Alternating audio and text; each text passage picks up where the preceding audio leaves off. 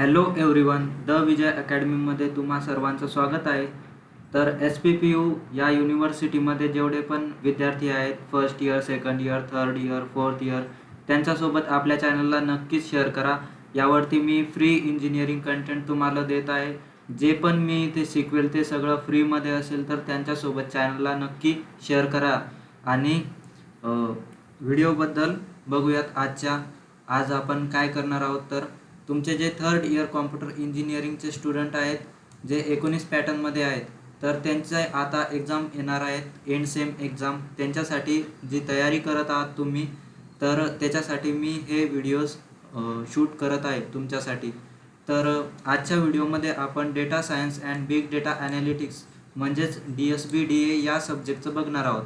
तर मी पूर्ण 4 युनिटचे युनिट 3, 4, 5, 6 या 4 युनिटचे वन शॉर्ट लेक्चर तुम्हाला प्रोव्हाइड करणार आहे.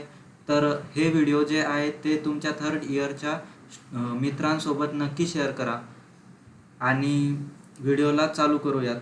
तर तुमचं जे थर्ड युनिट आहे, big data analytics life cycle, तर या युनिटबद्दल आपण पूर्ण आज समजून घेणार आहोत. पूर्ण टॉपिक्स मी काढलेले आहेत, त्याच्यावरचे एक्सप्लेनेशन मी काढलेलं आहे, सगळं तुम्हाला प्रोव्हाइड करेल. तर व्हिडिओला पूर्ण बघा आणि व्हिडिओला लाईक करायला विसरू नका. तर व्हिडिओला सुरू करूयात. तर सगळ्यात पहिले या थर्ड युनिटचा सिलेबस काय आहे ते बघून घेऊयात. तर आजच्या व्हिडिओमध्ये आपल्याला काही बेसिक्स बघायचं आहेत बिग डेटाबद्दल. त्याच्यानंतर डेटा ॲनालिटिक्स लाईफ सायकल काय असते ते बघायचं आहे. आणि त्याच्यामध्ये या लाईफ सायकलमध्ये 6 फेजेस आहेत, ते आपल्याला एकदम डिटेलमध्ये बघून घ्यायचे आहेत. तर त्याच्यामध्ये काही असे टॉपिक आहेत जे मी काढलेले आहेत, ते पण तुम्हाला समजवणार आहे, कारण याच्यावरती काही क्वेश्चन्स विचारले गेलेले आहे एकदा किंवा दोनदा PYQजमध्ये. आणि हा झाला तुमचा सिलेबस SPPUने दिलेला आहे तो. त्याच्यानंतर काही असे टॉपिक्स आहेत ज्याच्यावरती क्वेश्चन्स विचारला गेलेले आहे PYQजमध्ये, ते टॉपिक पण मी कवर करणार आहे. तर सिलेबस प्लस जे दुसरे टॉपिक आहेत ते पण मी कवर करणार आहे. तर व्हिडिओ हा खूप इम्पॉर्टंट आहे, तुमच्या मित्रांसोबत शेअर करायला विसरू नका. तर सगळ्यात पहिला टॉपिक येतो आपला बिग डेटा. तर बिग डेटा काय आहे त्याच्याबद्दल बघून घेऊयात. तर big data refers to extremely large and complex data set that cannot be stored, processed or analyzed using traditional data processing tools and techniques. तर बिग डेटा म्हणजे नावातच त्याच्या कळतं की काहीतरी खूप मोठा आहे, कॉम्प्लेक्स आहे. तर जे डेटा सेट असतात तुमचे, ज्याच्यामध्ये खूप जास्त करून डेटा स्टोअर केला असतो, त्याच्यानंतर जे हे कॉम्प्लेक्स डेटा सेट असतात, बिग डेटा आपण त्याला बोलतो, तो स्टोअर नाही करू शकत आपण जास्त, त्यानंतर त्याच्यावर प्रोसेस नाही करू शकत आणि ॲनालाइज नाही करू शकत.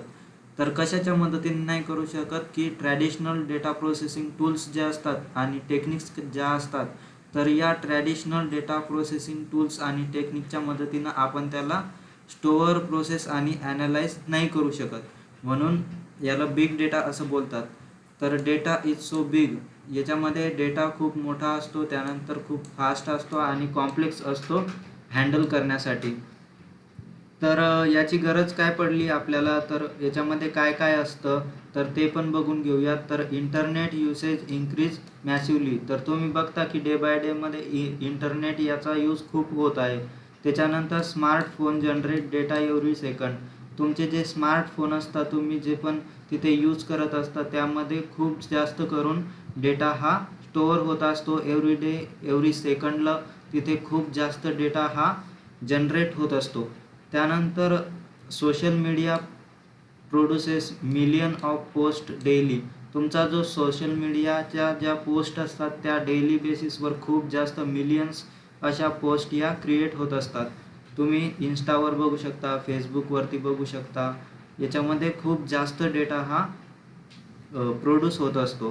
त्यानंतर IoT डिव्हायसेस असतात, त्याच्यामध्ये पण कंटिन्युअस डेटा हा सेंड होत असतो, डेटा स्टोअर होत असतो, तर याच्यामध्ये पण खूप कॉम्प्लेक्स असतं. त्यानंतर ऑनलाईन ट्रान्झॅक्शन जे राहतात तुमचे, ते पण एव्हरी सेकंडमध्ये खूप जास्त ट्रान्झॅक्शन्स होत असतात, जसं की बँकिंगमध्ये बघता तुम्ही रेकॉर्ड वगैरे. तर ते पण खूप महत्त्वाचं आहे. त्याच्यानंतर traditional databases like MySQL cannot handle this much data. आणि तुमचे जे पण ट्रॅडिशनल डेटाबेसेस असतात ते या डेटाला हँडल करायला कमी पडतात. तर असं काही त्याचं बद्दलची माहिती आहे, इंट्रोडक्शन आहे. तर याच्यानंतर आपल्याला बघायचं आहे की बिग डेटा हा इम्पॉर्टंट का आहे, का आपण याला यूज करायला पाहिजे. तर हा काय करतो, help businesses make better decision. तुमचे जे पण बिझनेसेस असेल त्याच्यामध्ये काही पण आयडियाज असेल त्याच्यावरती जर तुम्हाला काही डिसिजन घ्यायचे असतील तर त्याच्यामध्ये बिग डेटाचा यूज केला जातो. त्याच्यानंतर अनेबल्स पर्सनलाइज रिकमेंडेशन्स. आता तुमचे जे पण नेटफ्लिक्स वगैरे तुम्ही मूवीज वगैरे बघता त्याच्यामध्ये जे तुम्हाला रिकमेंडेशन येतात किंवा तुम्ही काही जर प्रोडक्ट बाय करायला गेले तर तिथे पण तुम्हाला मागच्या रिसेंट सर्चवरून तिथे रिकमेंडेशन देत असतात ते तुम्हाला. तर याच्यामध्ये पण डेटाचा यूज केला जातो, बिग डेटाचा यूज केला जातो. त्यानंतर इम्प्रूव्ह हेल्थकेअर आणि रिसर्च. हेल्थकेअर आणि रिसर्च या सेक्टरमध्ये पण बिग डेटाचा खूप यूज होतो. कशामुळे तर जो तुमचे जे पण सायंटिस्ट वगैरे असेल किंवा मेडिकलचे जे डॉक्टर्स वगैरे असतील ते मागच्या डेटावरून तुमच्या ते प्रेडिक्ट करत असतात की पुढे काय काय होऊ शकते. तर त्याच्यामध्ये पण डेटाचा यूज होतो. त्यानंतर enables real time fraud detection. तुमचे जे पण ईमेल वगैरे असतात त्याच्यानंतर काही पण मोबाईलवरून फ्रॉड वगैरे होतात तर त्याच्यामध्ये पण डेटाचा यूज केला जातो ते डिटेक्ट करण्यासाठी. Powers artificial intelligence and machine learning. तर बिग डेटा हा आर्टिफिशियल इंटेलिजन्स आणि मशीन लर्निंगमध्ये पण आपण यूज करतो, डेटाला ट्रेन करतो वगैरे आणि त्याच्यावरती आपले जे मॉडेल असतो आपण ते ट्रेन करत असतो. त्याच्यानंतरचा पॉईंट येतो इथं रिअल लाईफ ॲप्लिकेशन्स. तर याचे ॲप्लिकेशन्स काय काय आहेत तर तुम्ही बघू शकता की नेटफ्लिक्स जे आहे त्याच्यामध्ये आपण मूवीजच्या रिकमेंडेशनसाठी याला यूज करत असतो डेटाला. त्याच्यानंतर ॲमेझॉनमध्ये पण जे प्रोडक्ट्स असतात तुम्ही परचेस करता त्याच्यामध्ये पण रिकमेंडेशनसाठी यूज करतो. त्यानंतर गुगल मॅप जे आहेत तुमचे त्याच्यामध्ये पण आपण जे सजेस्ट करतं ते आपल्याला रूट त्याच्यामध्ये पण याचा यूज होतो. त्यानंतर बँक्स असतात तिथे फ्रॉड वगैरे ट्रान्झॅक्शन त्याच्यामध्ये पण हा यूज होतो. त्यानंतर हॉस्पिटलमध्ये पेशंटचं जे हेल्थ असतं त्याच्या रिस्क पण ते प्रेडिक्ट करण्यासाठी इथे डेटाचा यूज होतो. तर याची काही डेफिनेशन आहे ती पण बघून घेऊयात. तर डेफिनेशन बाय लॅने. तर यांनी ही डेफिनेशन दिली होती बिग डेटाची. तर त्यांनी पहिले बिग डेटाचे 3 V's सांगितले होते आपल्याला की व्हॉल्यूम, वेलॉसिटी आणि व्हेरायटी. तर व्हॉल्यूम म्हणजेच काय की आपला जो डेटा आहे त्याची अमाऊंट किती आहे, किती मोठा आहे तो. त्याच्यानंतर वेलॉसिटी म्हणजे high speed of data generation, किती स्पीडनं डेटा जनरेट होत असतो. आणि व्हेरॅसिटी म्हणजे डिफरंट टाईप ऑफ डेटा, म्हणजे डेटाचे टाईप्स काय काय आहेत. तर असे 3 V's त्यांनी सांगितले होते. पण त्यानंतर मॉडिफाय करून नंतर एक्सटेंड झाले ते 5 V's मध्ये. तर 5 V's कोणकोणते आहेत तर व्हॉल्यूम, वेलॉसिटी, व्हेरायटी, व्हेरॅसिटी आणि व्हॅल्यू. तर असे हे जे 5 V आहेत ते बिग डेटाला शो करतात. तर हे काही बेसिक कन्सेप्ट होता तुमचा बिग डेटा या युनिटबद्दल. तर त्याच्यानंतर दुसरा टॉपिक येतो या युनिटमध्ये, सोर्सेस ऑफ बिग डेटा. तर बिग डेटाचे सोर्सेस काय काय आहेत तर बिग डेटा सोर्सेस याच्यामध्ये sources of big data are places or origins from where huge amount of data is generated continuously. तुमचा डेटा हा कंटिन्युअसली कुठं मोठ्या अमाऊंटमध्ये जनरेट होत आहे.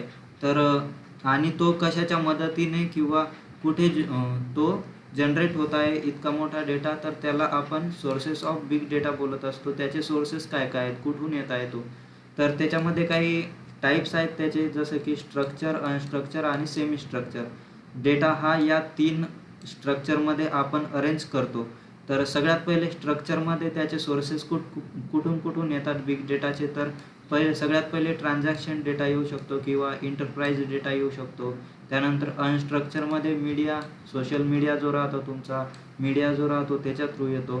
त्याच्यानंतर सेमी स्ट्रक्चरमध्ये तुमचा जो पण वेबचा डेटा असेल किंवा ईमेल्सचा डेटा असेल त्याच्या थ्रू आपण डेटा कलेक्ट करत असतो. त्यानंतर एक्झाम्पलमध्ये बघायचं झालं तर स्ट्रक्चर जो डेटा असतो त्याच्यामध्ये तुम्ही सेल्स रेकॉर्ड बघू शकता किंवा बँकचे ट्रान्झॅक्शन बघू शकता. त्यानंतर अनस्ट्रक्चर डेटामध्ये तुम्ही बघू शकता की फेसबुकच्या ज्या पोस्ट असतात किंवा यूट्यूबचे व्हिडिओज असतात त्याच्याबद्दल इथे एक्झाम्पल आहे. तर सेमी स्ट्रक्चरमध्ये तुम्ही XML फाईल आणि JSON डेटा जो आहे तो इथे देऊ शकता तुम्ही. तर हे झालं त्याचे टाईप्स.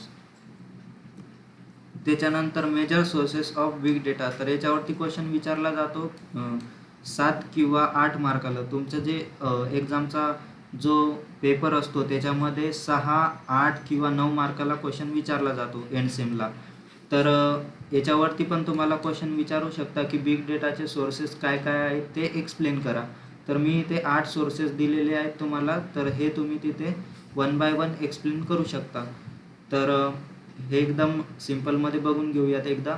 तर सगळ्यात पहिला सोर्स येतो आपला सोशल मीडिया. तर सोशल मीडिया तुम्ही बघू शकता की जे फेसबुक झालं, इंस्टाग्राम झालं, ट्विटर, यूट्यूब हे जे प्लॅटफॉर्म आहे इथून खूप सारा डेटा हा जनरेट होत असतो. म्हणजेच हा एक बिग डेटाचा सोर्स आहे जिथून आपल्याला बिग डेटा भेटत असतो. तर हा काय करतो की हे जे प्लॅटफॉर्म आहेत हे काय करतात की millions of post, likes, comments, share every सेकंडला मिलियन्स ऑफ पोस्ट, लाईक हे तुमचं जनरेट करत असतात. तर हे तरी 4च प्लॅटफॉर्म आहे. असे कितीतरी प्लॅटफॉर्म आहेत ज्याच्यावरती एका सेकंदाला कितीतरी मिलियन्स असा डेटा हा जनरेट होत असतो.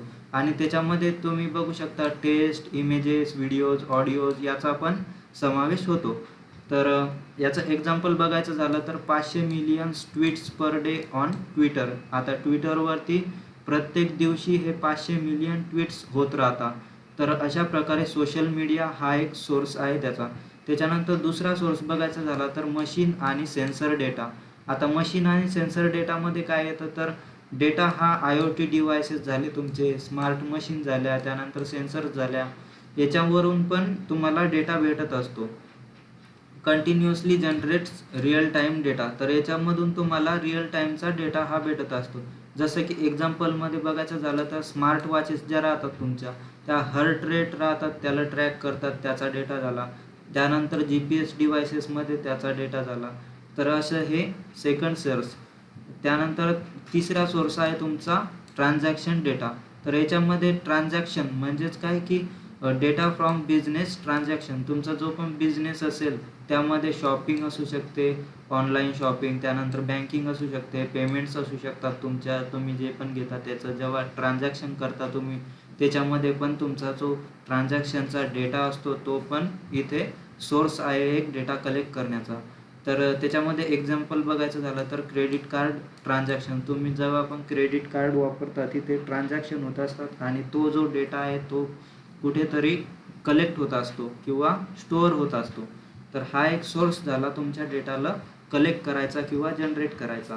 त्याच्यानंतर चौथा येतो आपला वेब आणि इंटरनेट डेटा. आता तुम्ही वेबसाईट वगैरे बघता, तिथे जाता, त्यांना व्हिजिट करता, क्लिक्स करता, सर्चेस करता. तर तो सगळा जो डेटा असतो तो त्यांच्याकडे स्टोअर होतो, कुठेतरी तो स्टोअर होत असतो. आता गुगलचं बघायचं झालं तर तिथे तो 40,000 सर्चेस पर सेकंडला प्रोसेस करत असतो. तर हे झालं त्याचं एक्झाम्पल. त्यानंतर 5वं येतं हेल्थकेअर डेटा. आता हेल्थकेअर डेटा म्हणजेच काय की मेडिकल रिलेटेड. आता तुम्ही त्याच्यात बघू शकता की पेशंटचे रेकॉर्ड असतील तुमच्याकडे, त्यानंतर मेडिकल इमेजेस असतील काही एक्सरे वगैरे, त्यानंतर लॅबचे रिझल्ट राहतात, एक्सपेरिमेंट वगैरे केले तिथे तर त्याचे रिझल्ट्स राहतात, असा हा डेटा राहतो. त्यानंतर इलेक्ट्रॉनिक हेल्थ रेकॉर्ड्स राहतात. एक्झाम्पलमध्ये बघायचं झालं तर MRI स्कॅन्स राहतात आणि एक्सरे राहतात तुमचे, जे हेल्थकेअरचा जो डेटा आहे त्याला शो करतो. त्यानंतर येतं कम्युनिकेशन डेटा. तर कम्युनिकेशन डेटामध्ये काय की कम्युनिकेशन होत असतं आणि तो जो डेटा असतो तो कुठेतरी स्टोअर होत असतो. त्याच्यामध्ये तुमचे ईमेल्स येतात, मेसेजेस येतात, तुम्ही जे व्हॉट्सॲपवरती मेसेज करत असता कोणाला, त्यानंतर कॉल्स करत असता, त्यानंतर व्हिडिओ कॉन्फरन्स करत असता, व्हिडिओ कॉल्स करत असतात. तर याचा पण कुठेतरी डेटा हा स्टोअर होत असतो आणि हे झालं तुमचे सोर्स असतो तो डेटाचा. त्यामध्ये एक्झाम्पल बघायचं झालं तर 300 millions email send per day world wide. आता वर्ल्डमध्ये 300 मिलियन ईमेल्स हे पर डेला सेंड होत असतात. तर हा पण खूप मोठा डेटा आहे. त्याच्यानंतर येतं पब्लिक डेटा. आता पब्लिक डेटा म्हणजे सगळ्यांकडे असतो किंवा कुठून तरी पब्लिकली तो जनरेट होत असतो. तर कसा तर गव्हर्नमेंटचा डेटा असेल किंवा वेदरचा डेटा असेल, open data sets available publicly. तुम्ही बघू शकता कॅगल वगैरे आहे, तिथे पण तुम्हाला डेटा सेट्स वगैरे खूप सारे डेटा सेट हे अवेलेबल असतात पब्लिकली.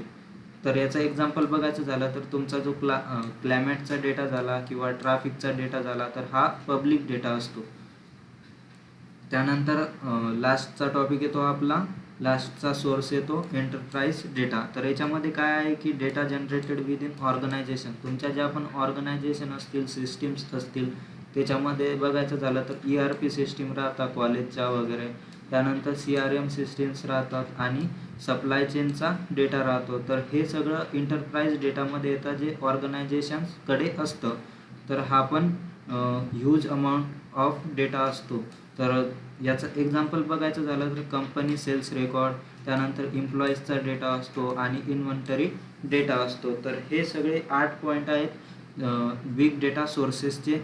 तर हे तुम्हाला तिथे 1 बाय 1 एक्सप्लेन करायचे आहेत एंड सेमच्या एक्झाममध्ये जर क्वेश्चन विचारला तर तुम्ही फक्त याचे हेडिंग्स लक्षात ठेवू शकता आणि त्याच्यामधलं जे कंटेंट आहे ते फक्त तुम्ही रेकॉल करून तिथे आठवून लिहू शकता.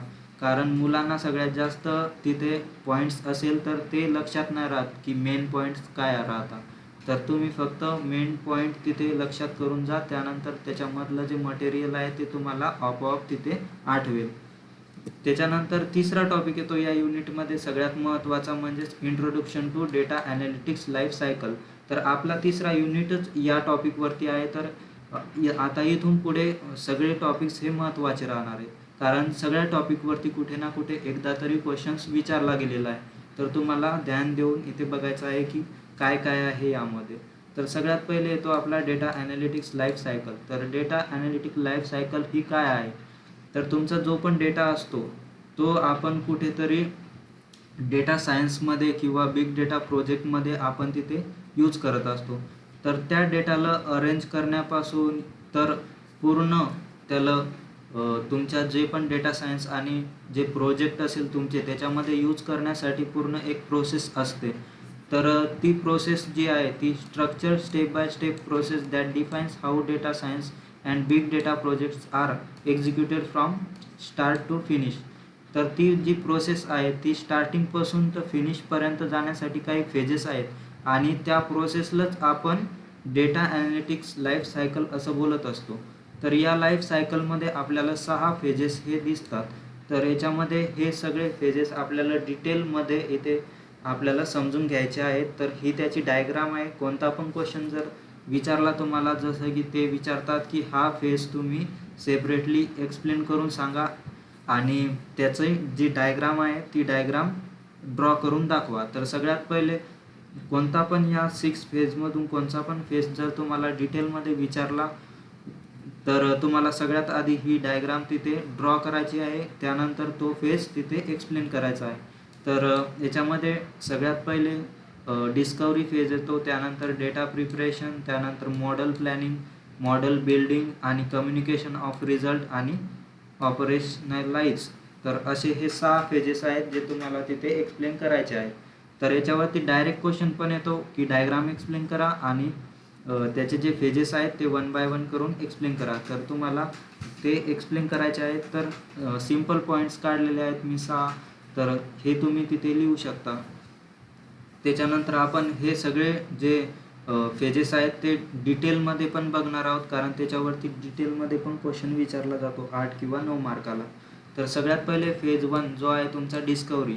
तर या डिस्कवरी फेजमध्ये काय येतं तर ते वरच्या वर बघून घेऊया आपण एकदा, की सगळ्यात पहिले डिस्कवरी फेजमध्ये येतं की अंडरस्टँड द बिझनेस प्रॉब्लेम. तुमचा जो पण बिझनेस प्रॉब्लेम असेल, जो पण प्रॉब्लेम येत असेल तुम्हाला एखादा, तर तो अंडरस्टँड करायचं.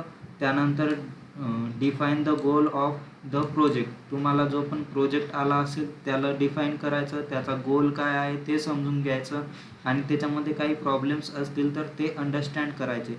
म्हणजेच सगळ्यात पहिला फेजमध्ये तुम्हाला हे करायचं आहे. त्याच्यानंतर आयडेंटिफाय अवेलेबल डेटा सोर्सेस. त्याच्यामध्ये तुम्हाला आयडेंटिफाय करायचे आहेत तुमचे डेटा सोर्सेस काय काय आहेत, त्यानंतर तुमच्याकडे रिसोर्सेस काय काय आहेत त्या प्रोजेक्टसाठी लागणारे.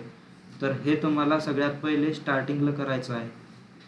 म्हणजेच तुम्हाला डिस्कवरी करायचे आहेत काय काय आहे तुमच्याकडे, काय काय पाहिजेले तुम्हाला, कोणकोणते सोर्सेस पाहिजेले.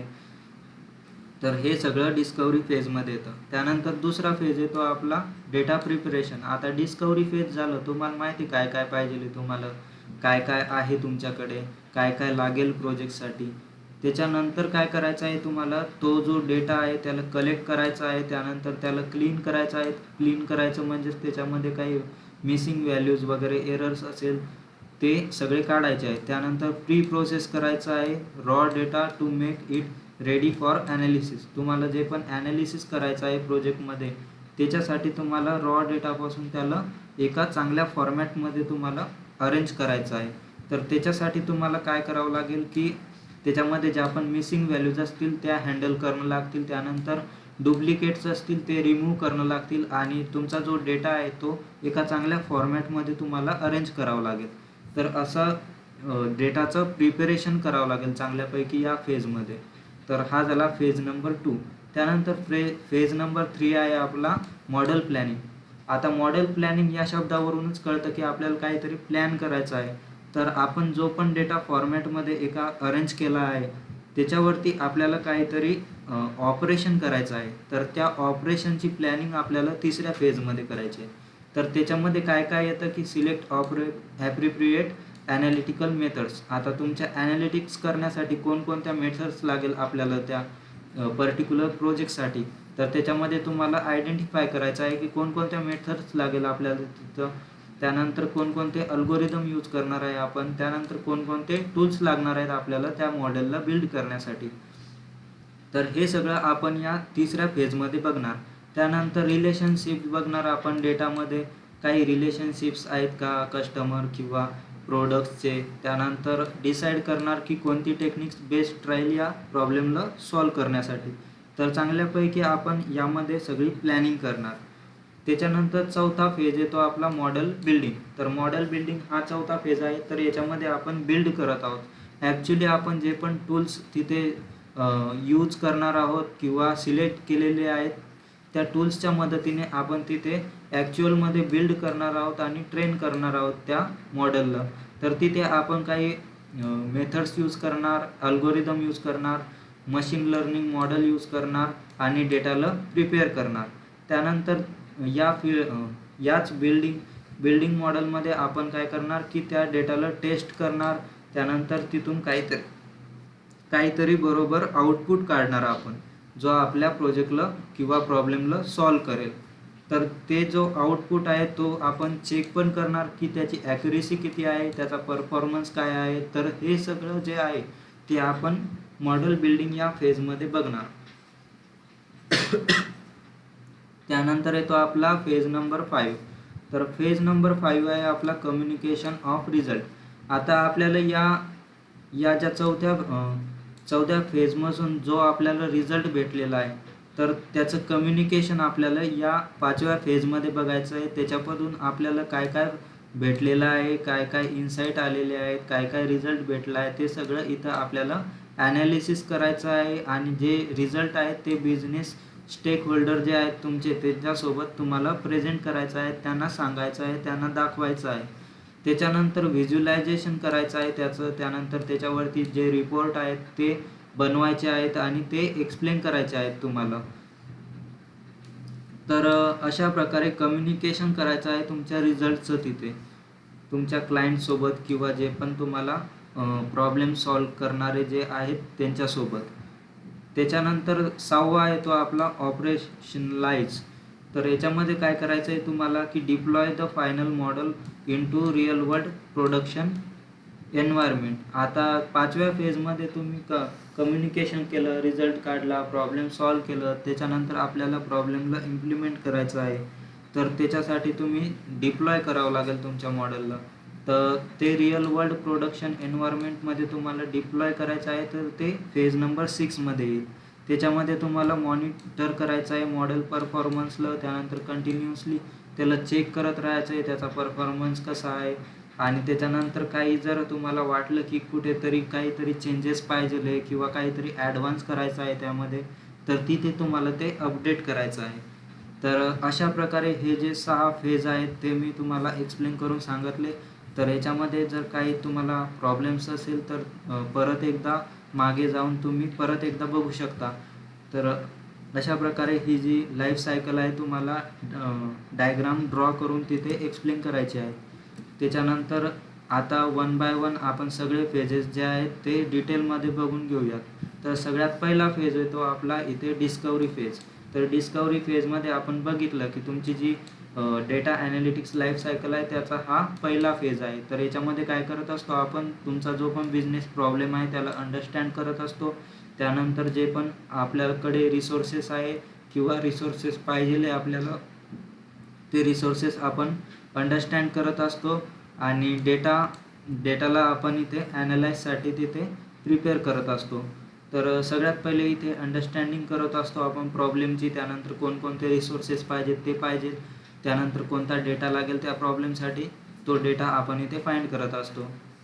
तर मेन गोल काय आहे या फेजचा, तर फेज नंबर 1 डिस्कवरी फेजचा गोल काय आहे, मेन गोल. तर याच्यामध्ये काय करतो आपण, what problem we are trying to solve, कोणता प्रॉब्लेम आपण सॉल्व करणार आहोत त्याला अंडरस्टँड करायचं आहे. त्यानंतर identify what data is available. त्यानंतर आपण जेव्हा प्रॉब्लेमला अंडरस्टँड केलं त्यानंतर आपल्याकडे काय काय अवेलेबल आहे, कोणकोणता डेटा अवेलेबल आहे ते आयडेंटिफाय करायचं. त्याच्यानंतर अंडरस्टँड बिझनेस ऑब्जेक्टिव्ह आणि रिक्वायरमेंट्स. आता बिझनेसचा ऑब्जेक्टिव्ह काय आहे तो अंडरस्टँड करायचा आणि रिक्वायरमेंट्स काय काय लागेल आपल्याला त्याला बिल्ड करण्यासाठी, तो प्रॉब्लेम सॉल्व करण्यासाठी त्या रिक्वायरमेंट्स अंडरस्टँड करायच्या. त्यानंतर ॲक्सेस अवेलेबल रिसोर्सेस. आता तुमच्याकडे जे पण अवेलेबल रिसोर्सेस असतील त्यांना ॲक्सेस करायचं किंवा असेस करायचं. तिथे तुम्हाला किती पीपल्स लागतील, कोणकोणत्या टेक्नॉलॉजीज लागेल, किती टाईम लागेल, हे सगळं तुम्हाला माहिती पाहिजे या फेजमध्ये. तर हे झालं याचं या फेजचं नेमकं गोल, मेन गोल काय आहे. तर याच्यामध्ये काही की ॲक्टिव्हिटीज तुम्हाला करावं लागतात. त्या ॲक्टिव्हिटीजनं तुम्हाला तिथे चांगलं आउटपुट भेटतं या फेजचं. तुमच्याकडे जे पण इनपुट येतील त्याच्यावरती तुम्हाला काहीतरी काम करायचं आहे, ॲक्टिव्हिटीज करायच्या आहेत आणि त्या ॲक्टिव्हिटीजपासून तुम्हाला एक आउटपुट मिळेल, तो तुम्ही नेक्स्ट फेजमध्ये तिथे पाठवणार आहे. तर अशा प्रकारे हे सगळे की ॲक्टिव्हिटीज ज्या आहेत त्या तुम्हाला विचारल्या जातात तुमच्या एक्झाममध्ये. तर अशी जी फेज आहे डिस्कवरी फेज, त्याची डेफिनेशन द्या, त्याला एक्सप्लेन करा आणि त्याच्यामध्ये कोणकोणत्या ॲक्टिव्हिटीज आहेत त्या एक्सप्लेन करा. तर असा क्वेश्चन हा 8 किंवा 9 मार्काला तुम्हाला विचारला जातो. तर सगळ्यात पहिले येतं इथे की activities of in discovery phase. तर डिस्कवरी फेजमध्ये कोणकोणत्या ॲक्टिव्हिटीज तुम्हाला करायच्या आहेत नेमकं, तर ते एकदा बघून घेऊयात. तर सगळ्यात पहिले जे बिझनेस डोमेन आहे तुमचा त्याच्याबद्दल लर्न करायचं आहे तुम्हाला. त्याच्यामध्ये काय काय येतं, तर understand industry and business context. आता बिझनेसचा जो कॉन्टेक्स्ट आहे त्याच्याबद्दल अंडरस्टँड करायचा आहे, त्याची इंडस्ट्री अंडरस्टँड करायची आहे. त्यानंतर लर्न बिझनेस टर्मिनॉलॉजीज आणि प्रोसेसेस. आता त्याच्यामध्ये कोणकोणत्या प्रोसेस लागतील त्याच्याबद्दल लर्न करायचं आहे, कोणकोणत्या टेक्नॉलॉजीज लागतील त्याच्याबद्दल तुम्हाला शिकायचं आहे तिथे. जसं की एक्झाम्पल बघायचं झालं तर फॉर अ बँक प्रोजेक्ट, तुमचा जर बँकचा प्रोजेक्ट असेल एखादा, तर त्याच्यामध्ये तुम्हाला बँकिंगवरती कसं वर्क केलं जातं त्याच्याबद्दल तुम्हाला माहिती पाहिजे आणि त्याच्यामध्ये काय काय फ्रॉड्स असतात आणि अदर गोष्टी काय काय आहेत बँकिंगच्या मध्ये, तुम्हाला बेसिक नॉलेज पाहिजे त्याबद्दल, त्या डोमेनबद्दल. तर हेच आपलं पहिलं ॲक्टिव्हिटी करायची आहे आपल्याला. त्यानंतर पहिली ॲक्टिव्हिटी झाल्यावर आपल्याला काय करायचं आहे, दुसरं म्हणजेच आयडेंटिफाय बिझनेस प्रॉब्लेम. आता बिझनेसबद्दल तुम्हाला माहीत झालं, त्याच्यानंतर बिझनेस प्रॉब्लेम काय आहे तुम्हाला ते आयडेंटिफाय करायचं आहे. तर तिथे तुम्हाला क्लिअरली डिफाईन करायचं आहे की ॲक्च्युअलमध्ये आपला प्रॉब्लेम काय आहे आणि त्याचं ॲन्सर काय भेटेल आपल्याला. तर हे तुम्हाला इथे डिफाईन करायचं आहे. त्यानंतर डिफाईन गोल्स आणि सक्सेस क्रायटेरिया. तिथे तुम्हाला त्याचा गोल पण, बिझनेस प्रॉब्लेमचा गोल तिथे तुम्हाला डिफाईन करायचा आहे आणि सक्सेसचा क्रायटेरिया काय आहे तो पण डिफाईन करायचा आहे. जसं की why are customers leaving our app. तुमचा जर एखादा ॲप असेल आणि त्याच्यामध्ये जर काही कमी पडत असेल तर काय कमी पडत आहे, कस्टमर्स लिव्ह करत आहे तुमची ॲप, तर त्याच्यासाठी काय कमी पडत आहे, तुम्ही काय इम्प्रूव्हमेंट करू शकता. तर अशा प्रकारे तिथे तुम्हाला आयडेंटिफाय करायचं आहे तुमच्या प्रॉब्लेमला. त्याच्यानंतर काय करायचं आहे, आयडेंटिफाय डेटा सोर्सेस. तर तिसऱ्या ह्याच्यात येतं आयडेंटिफाय डेटा सोर्सेस. तुमच्याकडे काय काय अवेलेबल आहे ते फाइंड करायचं आहे. त्याच्यानंतर कोणकोणता डेटा तुमच्या प्रॉब्लेमसाठी लागेल ते पण तुम्हाला आयडेंटिफाय करायचं आहे.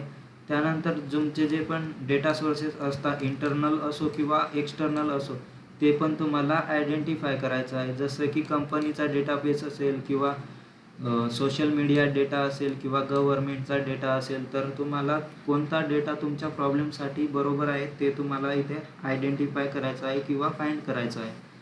त्याच्यानंतरची प्रोसेस येते असेस रिसोर्सेस. आता असेस रिसोर्सेसमध्ये काय करायचं आहे, तुम्हाला आयडेंटिफाय टीम मेंबर्स आणि देअर स्किल्स. आता तिथे तुम्हाला टीम मेंबर कोण कोण आहे तुमच्यासोबत त्यांना आयडेंटिफाय करायचं आहे आणि त्यांच्या स्किल्स कशा आहेत त्याच्याबद्दल पण बघायचं आहे. कारण मोठा प्रॉब्लेम सॉल्व्ह करण्यासाठी हे टीमवर्कमध्ये करावं लागतं आणि टीम मेंबर पण त्याच फील्डमधले पाहिजेत असतात.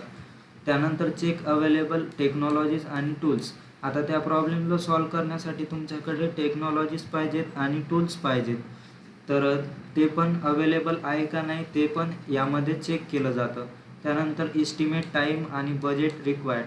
आता त्यासाठी तुम्हाला कॉस्ट पण बघावी लागेल आणि टाईम पण बघावं लागेल की या प्रॉब्लेमला सॉल्व्ह करण्यासाठी किती टाईम लागेल किंवा किती बजेट लागेल, आपल्याकडे तेवढं आहे का नाही. त्याच्यामध्ये तुम्ही बघू शकता की आपल्याकडे जर बघायचं झालं तर डेटा सायंटिस्ट आहे का त्याच्यामध्ये किंवा हाडूप क्लस्टर आहे का. तर असे जे रिसोर्सेस आहेत ते तुम्हाला तिथे फाइंड करायचे आहेत, चेक करायचे आहेत. त्याच्यानंतर 5वी ॲक्टिव्हिटी करायची आहे तुम्हाला, फ्रेम द ॲनालिटिक क्वेश्चन्स. तर याच्यामध्ये तुम्ही बघू शकता की convert business problem into analytical question. आता तुम्हाला तुमचा जो पण बिझनेसचा प्रॉब्लेम असेल त्याला ॲनालिटिक्समध्ये तुम्हाला कन्वर्ट करायचा आहे. तुम्हाला तशा प्रकारे तिथे विचार करायचा आहे की आपण ॲनालिटिक्सच्या क्वेश्चनमध्ये याला कसं बसवू शकतो किंवा कसं यूज करू शकतो. तर तिथे what type of analysis is needed. तर तिथे कोणत्या प्रकारची तुम्हाला ॲनालिसिसची गरज आहे, कोणत्या टाईपच्या ॲनालिसिसची तिथं गरज आहे ते तुम्हाला डिफाईन करायचं आहे, समजायला पाहिजे. जसं की एक्झाम्पल बघायचं झालं तर बिझनेस प्रॉब्लेम जसं की सेल्स आर ड्रॉपिंग. तुमचे जे सेल्स आहेत कंपनीचे ते ड्रॉप होत आहे. तेच जर ॲनालिटिकल माइंडने तुम्ही जर बघायला गेले तर ते का कोणत्या फॅक्टरनं ते ड्रॉप होत आहेत सेल्स तुमच्या कंपनीचे, तर असं ॲनालिटिक्समध्ये आपण बघतो. तर अशा प्रकारे 5 ॲक्टिव्हिटीज ज्या आहेत त्या झालेल्या आहेत. त्यानंतर 6वी ॲक्टिव्हिटी येते आयडेंटिफाय पोटेन्शियल डेटा रिसोर्सेस. आता याच्यामध्ये सर्व अवेलेबल डेटा सोर्सेस तुम्हाला बघायचे आहेत. त्यानंतर चेक क्वालिटी आणि क्वांटिटी ऑफ डेटा. तुम्ही जो पण डेटा कलेक्ट करणार आहेत त्याची क्वालिटी कशी आहे, चांगली आहे का त्याच्यामध्ये काही अशा मिसिंग व्हॅल्यूज वगैरे किंवा फेक डेटा आहे, तर त्याची क्वालिटी पण तुम्हाला बघायची आहे. आणि त्याच्यासोबत क्वांटिटी पण बघायची आहे की किती मोठा डेटा आहे किंवा किती छोटा आहे, आपल्याला कसा लागेल. तर त्याच्यामध्ये बघू शकता की we need 2 years of sales data but only have 6 months. तर 2 वर्षाचा जर तुम्हाला सेल्सचा डेटा पाहिजे असेल आणि तिथे जर 6 मंथचा असेल तर हे तर बरोबर नाही होणार, म्हणून तुम्हाला 2 वर्षाचा डेटा लागेल, हे तिथे आयडेंटिफाय करता आलं पाहिजे. तर अशा या फेज नंबर 1 जो आहे तुमचा डिस्कवरी, त्याच्या काही की ॲक्टिव्हिटीज आहेत. तर या ज्या 6 ॲक्टिव्हिटीज आहे या तुम्हाला फेज 1मध्ये तुम्हाला तिथे कवर करायच्या आहेत किंवा तुम्हाला तिथे परफॉर्म करायच्या आहेत, तुमचा जो पण यूज करणारा असेल तिथे. तर या तुम्हाला एक्सप्लेन करायच्या आहेत तिथे. तुम्ही फक्त हेडिंग लक्षात ठेवा, त्यानंतर तुम्हाला त्याच्यामधले जे कीवर्ड्स असतील ते आठवायचे आहेत आणि तिथे क्वेश्चन पेपरमध्ये लिहायचं आहे त्याचा आन्सर. त्याच्यानंतर येतो आपला फेज 2 डेटा प्रिपरेशन. आता फेज 1मध्ये बघितलं आपण की डिस्कवरी केली, म्हणजेच प्रॉब्लेमला अंडरस्टँड केलं आहे आपण. त्याच्यानंतर प्रॉब्लेमला अंडरस्टँड केलं, त्यानंतर डेटा आला आपल्याकडे, तर त्याच्यानंतर डेटा प्रिपेअर करायचा आपल्याला. तर त्याच्यासाठी फेज 2 आपल्याकडे आहे. तर फेज 2मध्ये आपण डेटा प्रिपरेशन करणार. तर data preparation is the second phase.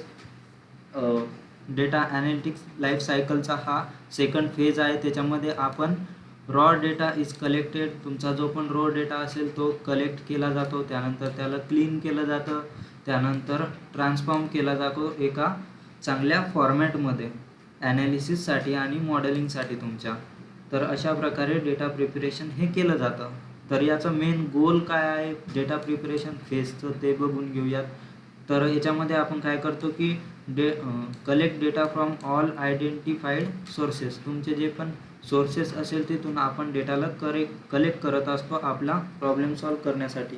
आणि हा रिलेटेड डेटा पाहिजेत, आपल्या प्रॉब्लेम्सच्या रिलेटेड पाहिजेत. नाही तर दुसराच डेटा घेऊन येसाल तर त्याच्यावरती ट्रेन करून पण काही फायदा होणार नाही, तो चुकीचा आउटपुट आपल्याला देईल. त्याच्यानंतर येतो क्लीन आणि फिक्स डेटा क्वालिटी इश्यूज. आता त्याच्यामध्ये क्वालिटी चांगली पाहिजेत आणि डेटा हा क्लीन असला पाहिजेत, याचा पण आपण त्याच्यामध्ये बघतो. त्यानंतर transform data into require format. आपल्याला जो पण फॉर्मॅट पाहिजेत असेल त्या डेटाला आपण त्या फॉर्मॅटमध्ये कन्वर्ट करत असतो, ट्रान्सफॉर्म करत असतो. आणि त्याच्यानंतर make data ready for model planning आणि बिल्डिंग. आता याच्यानंतर जे फेज आहेत प्लॅनिंगचा आणि बिल्डिंगचा, त्याच्यासाठी आपण इथं या प्रिपरेशन फेजमध्ये डेटाला रेडी करत असतो. तर हे झाला मेन गोल या फेजचा. त्यानंतर essential Python libraries for data preparation. आता डेटा प्रिपरेशन करण्यासाठी आपण इथे काही पायथॉनच्या लायब्ररीज यूज करतो. तर याच्यावरती क्वेश्चन विचारला गेलेला होता PYQजमध्ये, म्हणून मी या लायब्ररीज इथे दिलेल्या आहेत तुम्हाला. तर सगळ्यात पहिले कोणकोणत्या लायब्ररीज आपण यूज करतो डेटा प्रिपरेशनसाठी, तर पांडास झाली, नमपाय झाली, मॅटप्लॉटलिब झाली, त्यानंतर स्कायकिट लर्न झाली आणि सीबॉर्न. तर या काही पायथॉनच्या लायब्ररीज आहेत ज्याचा आपण यूज करत असतो डेटा प्रिपरेशन करण्यासाठी. तर त्याच्यात पांडास लायब्ररी काय करते की डेटा मॅनिप्युलेशन आणि क्लिनिंगचं काम करते, डेटाला क्लीन करायचं काम करते. त्यानंतर नमपाय जी आहे ती न्यूमेरिकल ऑपरेशन जे असतात तुमचे ते परफॉर्म करायचं काम करतं. त्यानंतर मॅटप्लॉटलिब जे आहे ते डेटा व्हिज्युअलायझेशन करण्यासाठी आपण तिथे यूज करतो. त्यानंतर स्कायकिट लर्न जी आहे ती प्री प्रोसेसिंग आणि मशीन लर्निंग याच्यामध्ये यूज केली जाते. त्यानंतर सीबॉर्न लायब्ररी जी आहे ती स्टॅटिस्टिकल व्हिज्युअलायझेशनसाठी आपण तिथे यूज करतो.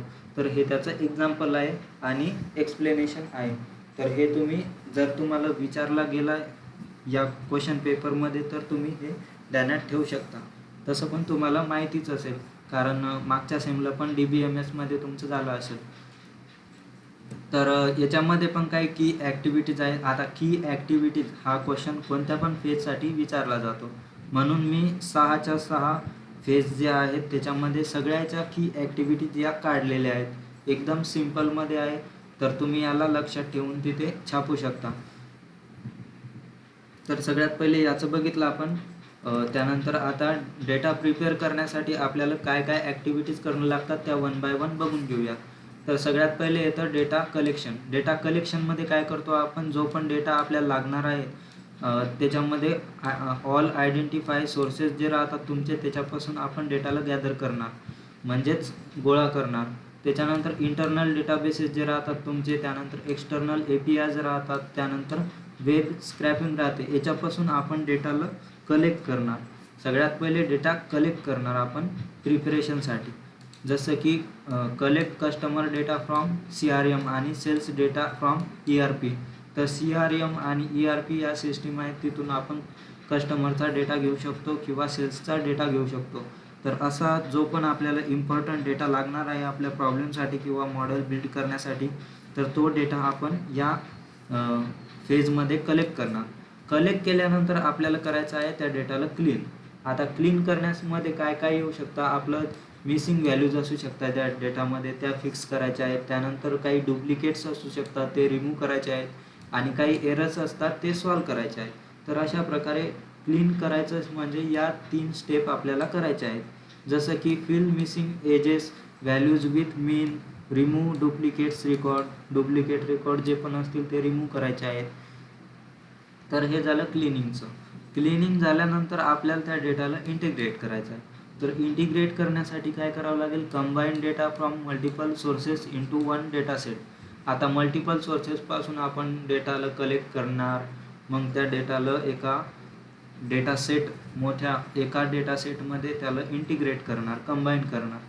तर त्याच्यामध्ये merge customer data from SQL database with sales data from Excel. तर दोन जाग्याहून आपण डेटा घेतलेला आहे, त्याला आपण एकाच ठिकाणी स्टोअर करणार, कंबाईन करणार. आता कंबाईन केलं आपण, आता कलेक्ट केलं, क्लीन केलं, कंबाईन केल्यानंतर ट्रान्सफॉर्म करायचं. आता convert data into require format, आपल्याला जो पण रिक्वायर फॉर्मॅट असेल त्याच्यामध्ये कन्वर्ट करायचं. आणि कन्वर्ट करताना आपल्याला त्याला नॉर्मलाइज करायचं आहे, नॉर्मल असला पाहिजे. त्यानंतर स्टँडर्डाइज करायचं आहे, स्टँडर्ड फॉर्मॅटमध्ये असला पाहिजे एखाद्या. त्यानंतर एन्कोड कॅटेगरिकल डेटा आणि कॅटेगरिकल डेटा असला पाहिजे.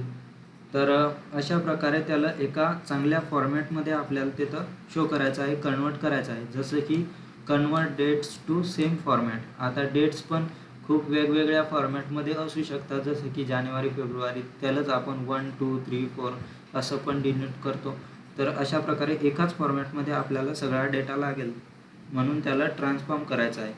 आता ट्रान्सफॉर्म केल्यानंतर आपण काय करणार की डेटा रिडक्शन करणार. आता आपल्याकडे डेटा तर आलेला आहे खूप सारा आणि तो चांगला डेटा आहे.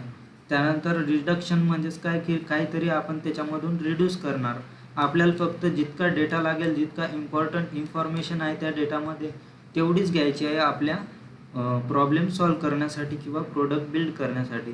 तर रिमूव्ह इरेलिव्हंट फीचर्स, त्याच्यामध्ये जे पण कामाचे नसतील आपल्याकडे ते फीचर्स आपल्याला तिथून रिमूव्ह करायचे आहेत. Remove unnecessary columns, select only important features, असे एक्झाम्पल आहेत त्याचे. तर रिडक्शन केल्यानंतर आता आपल्याकडे चांगला डेटा आहे, बिग डेटा आहे. त्याच्यानंतर आपल्याला लास्टची प्रोसेस करायची आहे data exploration. Explore data using statistic आणि व्हिज्युअलायझेशन. त्याच्यावरती स्टॅटिस्टिक आणि व्हिज्युअलायझेशनच्या मदतीनं आपल्याला डेटाला एक्सप्लोर करायचं आहे. त्याच्यामध्ये आपल्याला पॅटर्न्स फाइंड करायचे आहेत, काही ट्रेंड्स फाइंड करायचे आहेत आणि रिलेशनशिप फाइंड करायचे आहेत डेटामध्ये. जसं की प्लॉट हिस्टोग्राम, तर हिस्टोग्राम प्लॉट करायचा आहे किंवा मीन किंवा स्टँडर्ड डेव्हिएशन कॅल्क्युलेट करायचं आहे. तर इथे आपण एक्सप्लोर करणार, त्याच्यामध्ये पॅटर्न फाइंड करणार. तर अशा प्रकारे या ज्या 6 स्टेप आहेत किंवा 6 ॲक्टिव्हिटीज आहेत, या आपण डेटा प्रिपरेशन फेजमध्ये यूज करतो. डेटाला कलेक्ट करण्यापासून तर त्याला चांगलं एका फॉर्मॅटमध्ये अरेंज करण्यासाठी. तर हे झालं डेटा प्रिपरेशन फेज, दुसरा फेज. तर याच्यामध्ये काही कन्सेप्ट आहेत त्या पण बघून घेऊयात. याच्यावरती पण क्वेश्चन विचारला गेलेला आहे. तर सगळ्यात पहिला टॉपिक येतो आपला ॲनालिटिक्स सँडबॉक्स. तर हे काय असतं? ॲनालिटिक्स सँडबॉक्स हे असं काही एन्व्हायरमेंट असतं, सेपरेट आयसोलेटेड एन्व्हायरमेंट, ज्याच्यामध्ये काय करतात की तुमचे जे पण डेटा सायंटिस्ट राहतात ते तिथे काम करतात. की एक अशी जागा जिथे डेटा सायंटिस्ट हे तिथे वर्क करत असतात, रिअल लाईफच्या याच्यापासून अलग असते ती सिस्टीम. तर तिथे काय करत असतात, फ्रीली एक्सप्लोर करत असतात. त्यानंतर तुमचे जे पण एक्सपेरिमेंट असतात डेटावरचे ते एक्सपेरिमेंट करत असतात आणि डेटाला ॲनालाइज करत असतात without affecting the main production system. तुमची जी पण मेन प्रोडक्शन सिस्टीम आहे ॲक्च्युअलमध्ये तिला अफेक्ट न करता दुसरं एक आयसोलेटेड एन्व्हायरमेंट असतं, तिथे हे सेपरेटली काम करत असतात. त्यालाच आपण ॲनालिटिक्स सँडबॉक्स असं बोलतो. तर हा कन्सेप्ट एकदा विचारला गेलेला आहे तुमच्या PYQs क्वेश्चन पेपरमध्ये. तर याचा नीड काय आहे आपल्याला? तर तुमचे जे पण डेटा सायंटिस्ट राहतात ते फ्रीडम टू एक्सपेरिमेंट, म्हणजे त्यांना एक्सपेरिमेंट करण्यासाठी फ्रीडम नसतं डेटासोबत. तर त्याच्यानंतर can not experiment on live production system. तुमच्या ज्या पण लाईव्ह प्रोडक्शन सिस्टीम राहतात त्याच्यावरती एक्सपेरिमेंट नाही करू शकत तुमचे हे डेटा सायंटिस्ट, कारण ते रिस्की राहतं. जर कुठे काही चुकलं वगैरे तर खूप टाईम वाया जातो किंवा खूप जास्त कॉस्ट पण जाते. तर त्याच्यासाठी एक सँडबॉक्स प्रोव्हाइड करतो आपण त्यांना, एक असं एन्व्हायरमेंट प्रोव्हाइड करतो जे सेफ असतं, तिथे ते टेस्ट करू शकतात त्यांच्या आयडियाजला. तर हे झाला त्याचा नीड. त्याच्यानंतर इथे काय काय होतं या सँडबॉक्समध्ये, काय काय करतात ते सायंटिस्ट? तर सगळ्यात पहिले डेटा एक्सप्लोरेशन करतात, त्यानंतर डेटाला क्लीन करतात, त्यानंतर रनिंग एक्सपेरिमेंट जे आहेत तुमचे डेटावरती ते करत असतात. त्यानंतर अल्गोरिदम्स बघत असतात त्या डेटावरती, अल्गोरिदम्सचा यूज करत असतात. त्यानंतर टेस्टिंग डिफरंट मॉडेल्स, तुमचे जे पण मॉडेल्स असतील ते टेस्ट करत राहता.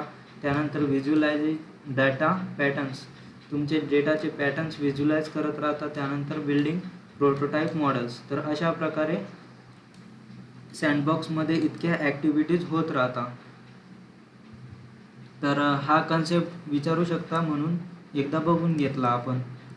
त्याच्यानंतर येतं ETLT प्रोसेस. तर ETLT प्रोसेस ही काय आहे तर एकदा बघून घेऊयात. ही डेटा प्रिपरेशन या फेजमध्ये वापरू शकतो आपण. तर ETLT stand for extract, transform, load आणि ट्रान्सफॉर्म. तर ETL म्हणजेच काय की एक्स्ट्रॅक्ट, ट्रान्सफॉर्म आणि लोड. याच्यात फक्त ट्रान्सफॉर्म हा रिपीट झालेला आहे. तर तुम्ही बघू शकता इथे ही काय एक simple process of moving and converting data from source system into analytical sandbox for analysis. तुमचं ॲनालिसिस करण्यासाठी ही एक प्रोसेस आहे जी काय करते, तुमचा जो पण डेटा असेल तो कन्वर्ट करते किंवा मूव्ह करते एका सोर्स सिस्टीमपासून तर ॲनालिटिक्स सँडबॉक्समध्ये. आणि तिथे जे सायंटिस्ट असतात ते त्याच्यावरती एक्सपेरिमेंट वगैरे करत असतात. तर ही प्रोसेस आहे जी मूव्ह करते डेटाला. तर याच्यामध्ये जे ETLT आहे याचा प्रत्येक पार्ट जो आहे एक्स्ट्रॅक्ट, ट्रान्सफॉर्म, लोड आणि ट्रान्सफॉर्म. तर हे बघून घेऊयात एकदा याच्यामध्ये काय काय होते या प्रोसेसमध्ये. तर सगळ्यात पहिला जो आहे एक्स्ट्रॅक्ट. तर एक्स्ट्रॅक्टमध्ये काहीतरी आपण घेत आहोत किंवा काहीतरी कलेक्ट करत आहोत. तर pull data from various sources systems. आता डेटा प्रिपरेशनमध्ये बघितलं आपण की डेटा घेत आहोत, आपण कलेक्ट करत आहोत. तर त्याचाच मिनिंग आहे की एक्स्ट्रॅक्ट करत आहोत आपण. जे व्हेरियस सोर्सेस सिस्टीम्स राहतात तिथून आपण डेटा घेत आहोत. त्याच्यानंतर सोर्सेस काय असू शकतात की जसं की डेटाबेसेस राहतात, फाईल्स राहतात, APIs राहतात किंवा वेब राहतं तुमचं. तिथून आपण डेटा घेतो म्हणजेच एक्स्ट्रॅक्ट करतो. Extract customer data from CRM database. तर हे त्याचं एक्झाम्पल आहे. त्यानंतर ट्रान्सफॉर्म करतो आपण डेटाला. तुम्ही बघू शकता की डेटा प्रिपरेशन फेजमध्ये आपण बघितलं की डेटाला ट्रान्सफॉर्म पण केलं जातं. तर तो याचा पण पार्ट आहे ETL प्रोसेसचा की डेटाला ट्रान्सफॉर्म केलं जातं. आता हा पहिला ट्रान्सफॉर्म आहे म्हणून याच्यामध्ये काय करतो आपण, क्लीन करतो डेटाला आणि कन्वर्ट करतो एका चांगल्या स्टँडर्ड फॉर्मॅटमध्ये. त्यानंतर ज्या पण मिसिंग व्हॅल्यूज असतील त्या सॉल्व करतो किंवा जे पण एरर्स असतील ते फिक्स करतो आणि एका चांगल्या स्टँडर्ड फॉर्मॅटमध्ये आपण डेटाला प्रिपेअर करतो. तर याचं एक्झाम्पल बघायचं झालं तर तुमचे जे पण डेट्स असतील ते एका फॉर्मॅटमध्ये आपण अरेंज करत असतो अशा. त्याच्यानंतर L म्हणजेच लोड. लोडमध्ये काय करतो आपण, load transform data into analytics sandbox. आता लोड म्हणजेच काय, तुमचा जो पण सँडबॉक्स असेल त्याच्यामध्ये आपण या डेटाला ट्रान्सफॉर्म करतो, लोड करतो, स्टोअर करतो. तर स्टोअर इन HDFS. त्यानंतर तुमचे जे पण डेटा वेअर हाऊस असेल आणि क्लाउड स्टोरेज असेल तिथे आपण या डेटाला स्टोअर करतो म्हणजेच लोड करतो. Load clean data into Hadoop cluster. तर अशा प्रकारे ETL झालं. त्यानंतर ETLT जर विचारलं तर हा T फक्त एक्स्ट्रा लावायचा आहे आणि त्याच्यामध्ये सेकंड लिहायचा आहे कारण हा सेकंड ट्रान्सफॉर्म आहे. आणि याच्यामध्ये काय केलं जातं तर further transform data for specific analysis need. तुम्हाला जर एखादी स्पेसिफिक ॲनालिसिस करायची असेल, त्याची जर नीड असेल तर तुम्ही डेटाला ट्रान्सफॉर्म करणार आणि तिथे काय करणार, अप्लाय डोमेन स्पेसिफिक ट्रान्सफॉर्मेशन्स. तिथे तुम्ही एखाद्या स्पेसिफिक डोमेनचं ट्रान्सफॉर्मेशन करणार. जसं की तिथे काही तुम्ही न्यू फीचर्स ॲड करू शकतात किंवा ॲग्रिगेट डेटाचा यूज करू शकतात. त्याचं एक्झाम्पल बघायचं झालं तर create new features like customer age group from age. तर अशा प्रकारे तुम्ही तिथे न्यू काही फीचर्स ॲड करत असता. तर अशा प्रकारे ETLT ही जी प्रोसेस आहे ही तुम्हाला विचारली जाते. तर तुम्हाला हे सगळे तिथे एक्सप्लेन करता आलं पाहिजे.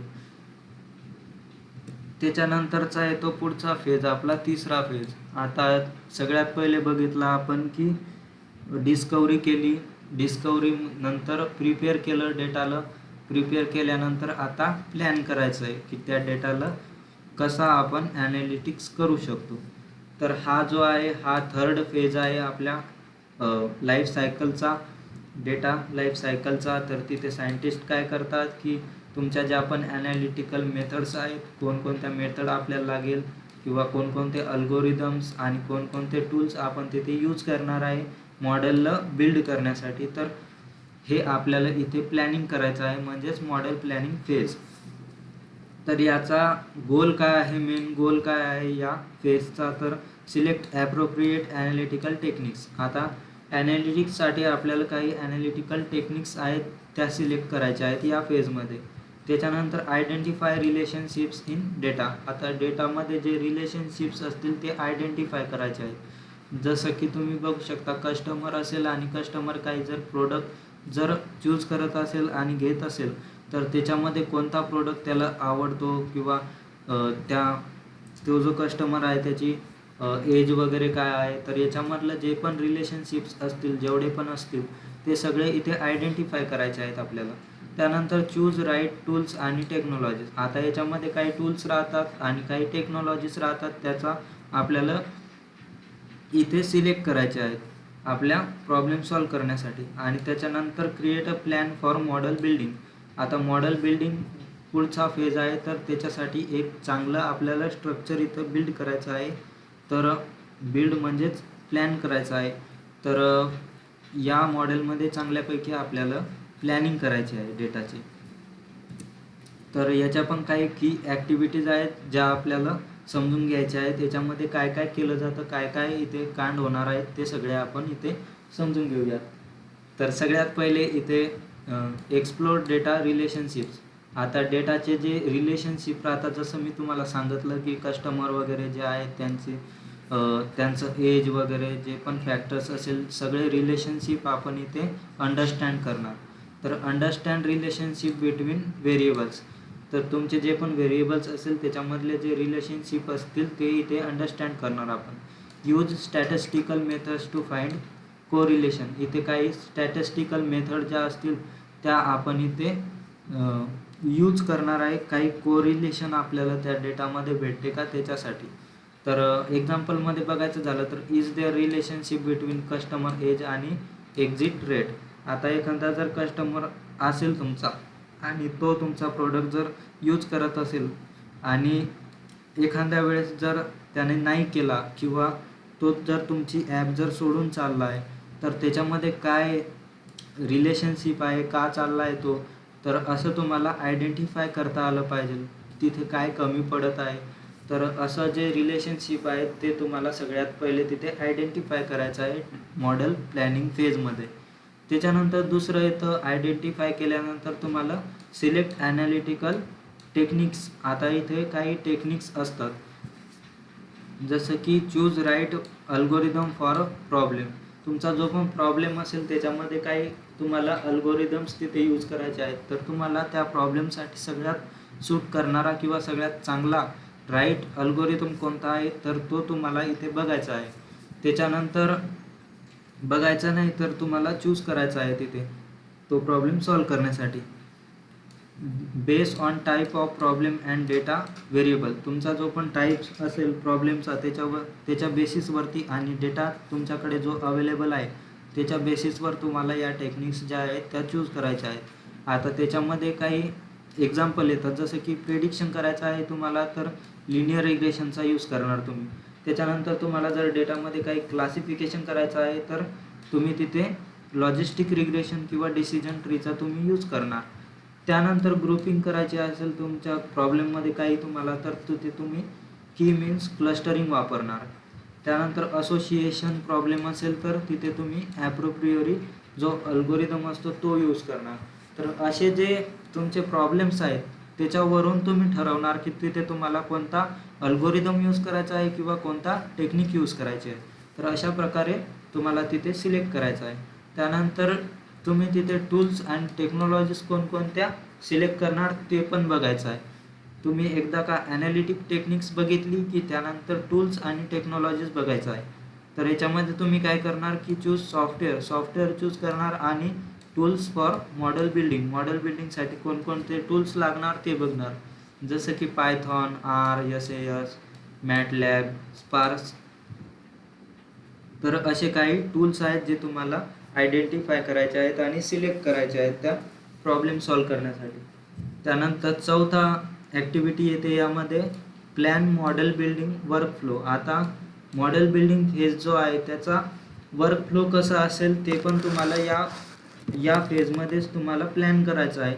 तर त्याच्यामध्ये define step by step plan for building model. आता बिल्डिंग मॉडेलचा जो फेज आहे त्याचा स्टेप बाय स्टेप प्लॅन बनवायचा आहे तुम्हाला या फेजमध्ये. त्यानंतर decide how to split data into training आणि टेस्टिंग सेट. आता तुमचं जे पण ट्रेनिंग असेल किंवा टेस्टिंगचा सेट असेल त्याच्यामध्ये तुम्हाला डेटाला कसं स्प्लिट करायचं आहे ते पण तुम्हाला इथे डिसाईड करायचं आहे. जसं की तुमचा जर ट्रेनिंगचा फेज असेल त्याच्यामध्ये तुम्हाला 70% डेटा द्यायचा आहे आणि टेस्टिंगचं जर असेल तर तिथे 30%च द्यायचा आहे. तर अशा प्रकारे तुम्हाला स्प्लिट करायचं आहे, तिथे डिसिजन घ्यायचा आहे. त्यानंतर चेक डेटा अवेलेबिलिटी. तर तुमच्याकडे किती डेटा अवेलेबल आहे ते पण तुम्हाला इथे बघायचं आहे. आणि identify if more data is needed. आता तिथे जर तुम्हाला जर जास्त डेटा जर नीड असेल, तिथे गरज असेल तर ते पण आयडेंटिफाय करता आलं पाहिजे प्रॉब्लेम सॉल्व करताना.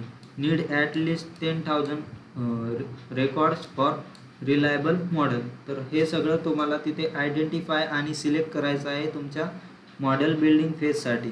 तर अशा प्रकारे हे सगळ्या ॲक्टिव्हिटीज आहेत ज्या आपण मॉडेल प्लॅनिंग फेजमध्ये करत आहोत. तर हा झाला तुमचा तिसरा फेज. तिसऱ्या फेजनंतर आपण याच्यामध्ये काही एक टॉपिक आहे जो common tools for model planning. आता मॉडेल प्लॅनिंगसाठी काही कॉमन टूल्स आहेत ज्याचा यूज केला जातो. तर याच्यावरती एक क्वेश्चन विचारला गेलेला होता PYQमध्ये. तर हे पण बघून घेऊयात एकदा. तर या मी तुम्हाला सांगितल्याच की जे टूल्स आहेत R, Python, SAS, MATLAB, SQL. तर हे जे टूल्स आहेत याचं यूज कुठे कुठे होतं तर ते पण मी इथे दिलेलं आहे. तर हे एकदा बघून घ्या. तर R हा स्टॅटिस्टिकल ॲनालिसिस आणि मॉडेलिंगसाठी यूज होतो. त्यानंतर पायथॉन जी आहे ती जनरल पर्पज मशीन लर्निंग आणि डेटा सायन्समध्ये यूज होते. त्यानंतर SAS जे आहे ते एंटरप्राइज ॲनालिटिक्ससाठी यूज केलं जातं. MATLAB जे आहे ते मॅथमॅटिकल मॉडेलिंगसाठी यूज केलं जातं. आणि SQL जे आहे ते डेटा क्वेरी आणि मॅनिप्युलेशनसाठी यूज केलं जातं. त्यानंतर स्पार्क ML लीप जे आहे ती लार्ज स्केल मशीन लर्निंग जे असतं बिग डेटामध्ये त्याच्यावरती यूज केलं जातं. आणि टॅब्ल्यू जे आहे ते डेटा व्हिज्युलायझेशन टूल आहे, तर ते डेटा व्हिज्युलाइज करण्यासाठी यूज केलं जातं. तर असे काही कॉमन टूल्स आहेत. जर तुम्हाला मॉडेल प्लॅनिंगसाठी जर टूल्स विचारले गेले क्वेश्चन पेपरमध्ये तर तुम्हाला हे तिथे एक्सप्लेन करता आले पाहिजे. त्याच्यानंतर येतो आपला फेज नंबर 4. तर फेज नंबर 4 आहे आपला मॉडेल बिल्डिंग. आता याच्यामध्ये आपल्याला मॉडेलला बिल्ड करायचं आहे. तर हा चौथा फेज आहे. याच्यामध्ये सायंटिस्ट काय करणार, तुमचे डेटा सायंटिस्ट याच्यामध्ये ॲक्च्युअली बिल्ड करणार, त्यानंतर ट्रेन करणार आणि टेस्ट करणार त्या मॉडेलला. तर बिल्ड, ट्रेन आणि टेस्ट हे 3 वर्ड तुम्हाला आठवलेच पाहिजेत. त्याच्यामध्ये analytical model using the prepare data आणि प्लॅन टेक्निक्स. आता मागच्या फेजमध्ये तुम्ही टेक्निक्स बघितल्या काय काय पाहिजे तुम्हाला, आणि प्रिपेअर डेटा पण आहे तुमच्याकडे. तर याचा यूज करून तुम्ही त्याला बिल्ड करणार, ट्रेन करणार आणि टेस्टिंग करणार त्याची. तर या फेजचा मेन गोल काय आहे तर बिल्ड द ॲक्च्युअल मॉडेल. तुम्हाला इथे ॲक्च्युअल मॉडेल जो आहे तुमचा बिल्ड करायचा आहे. कशावरून, सिलेक्टेड अल्गोरिदम जे सिलेक्ट केले होते तुम्ही त्याच्यावरून. Train the model on prepare data. आता जो पण तुमच्याकडे प्रिपेअर डेटा असेल त्याच्यावरती तुम्हाला मॉडेलला ट्रेन करायचं आहे. त्याच्यानंतर test and evaluate model performance. त्याच्यानंतर तुम्हाला टेस्टिंग करायची आहे आणि त्याचा परफॉर्मन्स इव्हॅल्युएट करायचा आहे. त्यानंतर refine and improve model if needed. त्याच्यामध्ये जर काही चुक्या असतील, काही इम्प्रूव्ह करायचं असेल तर ते पण तुम्हाला याच फेजमध्ये बघायचं आहे. तर अशा प्रकारे तुम्हाला या फेजमध्ये मॉडेलची बिल्डिंग करायची आहे. तर याच्या पण काही ॲक्टिव्हिटीज आहेत त्या पण बघून घेऊयात वन बाय वन. तर सगळ्यात पहिली येते सेटअप डेव्हलपमेंट एन्व्हायरमेंट. आता डेव्हलपमेंट एन्व्हायरमेंट तुम्हाला तिथे सेटअप करायचं आहे. म्हणजेच तुम्हाला तिथे काय काय सेटअप करायचं आहे तर तुम्हाला इन्स्टॉल करायचं आहे, कॉन्फिगर करायचं आहे. जे पण तुम्हाला टूल्स लागणार आहेत ते इन्स्टॉल करायचे आहेत. आणि ज्या पण लायब्ररीज लागणार आहेत ते पण तुम्हाला इन्स्टॉल करावं लागेल. त्यानंतर सेटअप कम्प्युटिंग एन्व्हायरमेंट. तुम्हाला कम्प्युटिंग एन्व्हायरमेंट तिथं सेटअप करायचं आहे. Setup Python with psychic learn लागेल तर सायकिक लर्न, ज्युपिटर नोटबुक लागेल तर ज्युपिटर नोटबुक तिथे डाउनलोड करणं लागेल किंवा इन्स्टॉल करावी लागेल तुम्हाला. तर अशा प्रकारे सगळ्यात पहिले तुम्हाला बिल्डिंग करताना तिथे एन्व्हायरमेंट सेटअप करायचं आहे. आता सेटअप झाल्यानंतर काय करायचं आहे की तुमचा जो पण डेटा असेल त्याला स्प्लिट करायचा आहे ट्रेनिंगसाठी आणि टेस्टिंगसाठी. आता ट्रेनिंगसाठी किती डेटा लागेल आणि टेस्टिंगसाठी किती डेटा लागेल आपल्याला ते इथे डिसाईड करायचं आहे तुम्हाला. त्यानंतर कॉमन स्प्लिट करायचं आहे, कॉमनली स्प्लिट करायचं आहे डेटाला 100% डेटाला कोणत्या पण फॉर्मॅटमध्ये 70-30चा असेल किंवा 80-20चा असेल. त्याच्यामध्ये 2 सेट आहेत, एक ट्रेनिंग आणि एक टेस्टिंग. त्याच्यामध्ये ट्रेनिंगमध्ये तुम्ही मॉडेलला ट्रेन करणार आणि टेस्टिंगमध्ये त्याला इव्हॅल्युएट करणार. तर अशा प्रकारे तुम्हाला स्प्लिट करायचं आहे. आता हे झाल्यानंतर तुम्हाला मॉडेलला बिल्ड करायचं आहे. त्याच्यासाठी तुम्हाला काही सिलेक्टेड अल्गोरिदम्स आहेत, त्याच्या बेसिसवरती तुम्हाला ते अप्लाय करायचे आहेत डेटा ट्रेनिंगसाठी. त्याच्यानंतर model learns patterns from training data. आता जो पण ट्रेनिंगचा डेटा असेल त्याच्यावरून तुम्हाला काही पॅटर्न्स लर्न करायचे आहेत, जसे की train logistic regression model on customer data. आता तुमचा जो पण कस्टमरचा डेटा असेल त्याच्यावरती लॉजिस्टिक रिग्रेशनचा मॉडेल तुम्हाला ट्रेन करायचा आहे. अशा प्रकारे तुम्हाला मॉडेल बिल्ड करायचं आहे. आता बिल्ड केल्यानंतर तिथे काय करायचं आहे, त्याला टेस्ट करायचं आहे, जसं की evaluate model on testing data. आता टेस्टिंग डेटा जे असेल त्याच्यावरती इव्हॅल्युएट करायचं आहे तुमच्या मॉडेलला. त्याच्यामध्ये तुम्हाला ॲक्युरेसी, प्रेसिजन आणि रिकॉल हे चेक करायचं आहे. हे सगळे फॅक्टर तुम्हाला तिथे चेक करायचे आहे, त्याची ॲक्युरेसी किती आहे वगैरे. मग त्याच्यामध्ये काय आहे की test if model correctly predict customer loss. तुमचा जो पण कस्टमरचा लॉस असेल तो बरोबर प्रेडिक्ट करत आहे का तुमचा मॉडेल, तर असे त्याचं एक्झाम्पल येतं इथे. त्यानंतर रिफाईन आणि इम्प्रूव्ह मॉडेल. आता हे सगळं बिल्ड झाल्यानंतर तिथे करेक्टनेस पण बघितली तुम्ही, त्याला बघितलं की बरोबर आहे का तो. त्यानंतर रिफाईन आणि इम्प्रूव्ह. तर याच्यामध्ये तुम्हाला काय करायचं आहे, tune model parameters for better performance. आता तिथे तुम्हाला चेक करायचं आहे की तिथे आपण काही इम्प्रूव्हमेंट करू शकतो का, त्याच्यासाठी काही मॉडेल पॅरामीटर्स लागतील का बेटर परफॉर्मन्ससाठी, हे तुम्हाला तिथे बघायचं आहे. त्यानंतर try different algorithms if needed. जर तिथे तुम्हाला जर अजून काही इम्प्रूव्हमेंट करायचे असेल तर तिथे तुम्ही वेगवेगळे अल्गोरिदम्स तिथे यूज करू शकता, जर तुम्हाला तिथे नीड लागली तर. तर याचं बघायचं झालं तर if accuracy is 60% try different algorithm to improve it. जर तुमची ॲक्युरेसी जी आहे ती फक्त 60% जर येत असेल आणि तुम्हाला याच्याहून जास्त जर पाहिजे असेल तर तुम्ही वेगवेगळ्या टेक्नॉलॉजीज आणि अल्गोरिदमचा तिथे यूज करू शकता इम्प्रूव्हमेंट करण्यासाठी. आणि त्याच्यानंतर execute model on full database.